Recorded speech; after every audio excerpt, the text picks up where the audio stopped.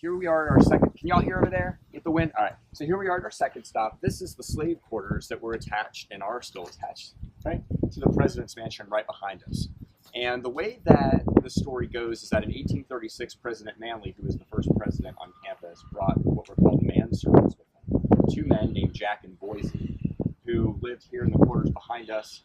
And as the campus grew and there were more, quote, servants that worked with the university, they would be housed in kind of a building that looked like this. It's a pretty typical slave quarters for the time period, the first third of the 19th century. It's a room or a house that's divided into two by a chimney that served both as a cooking resource and a heating resource. Okay, it has a double hearth inside, so it's open on both sides.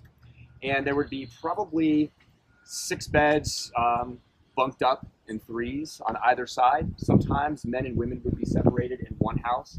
Other times, men would be in one house, women would be on another. There was a slave quarter that's down Old Sorority Row. I guess it's still there. I mean, it's not like all the buildings have been redone just yet. But there was a women's slave quarters down there at one point on our campus as well that's been removed because of construction on campus. But so this is sort of that story. But what even precedes 1836, and I think precedes Jack and Boise's story, is the idea that you think about a state that's founded in 1819, whose state legislature is right here in Tuscaloosa. Okay, if you've ever been over to the ruins, the Capitol ruins in Capitol Park, that was the State House. The tavern that's right outside is where a lot of the wheeling and dealing of the politicians took place. That's where all the deals were brokered. And then what's now the University Club, that big, beautiful white house at the corner of Queen City and University, was the old governor's mansion.